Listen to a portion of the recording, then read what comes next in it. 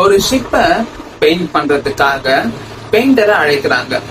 So அந்த பெயிண்டருக்கு talk ஓனர்ன்றவர் ரோப்பையும் வழங்குறாரு. அந்த rope வந்து டிஃபெக்டிவான ரோப்.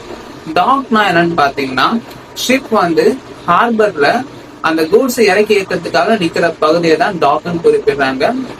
அந்த ரோப்பை பயன்படுத்தி பெயிண்ட் அடிச்சதால அந்த பெயிண்டர் வந்து அந்த ரோப் பிஞ்சு கீழே விழுந்து அடிப்படுது.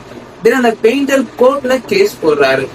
இந்த டாக் ஓனர் நெக்லிஜென்ட்டா செயல்பட்டாருன்னு சொல்லிட்டு கேஸ் போடும்போது கோர்ட்ல என்ன ஜட்மெண்ட் கொடுக்குறான்னு பாத்தீங்கன்னா, ஆமா, இந்த டாக் ஓனர்ன்றவர் டியூட்டி ஆஃப் ஆர்டினரி கேர், அதாவது ஒரு ரீசனபிளான கேரை வந்து இங்க அப்ளை பண்ணல, இதனால வந்து இவர் நெக்லிஜென்ட்டா செயல்படுத்தாருன்னு சொல்லிட்டு பெயிண்டருக்கு ஃபேவரா தீர்ப்பளிக்கிறாங்க.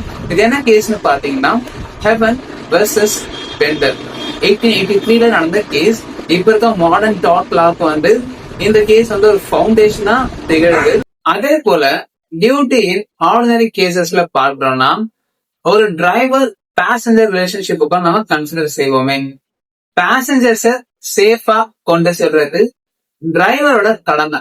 அதை வந்து அவர் ப்ராப்பரா ஃபுல்ஃபில் பண்ணணும். இல்லைன்னா வந்து அது வந்து நெக்லிஜென்டா கருதப்படும்.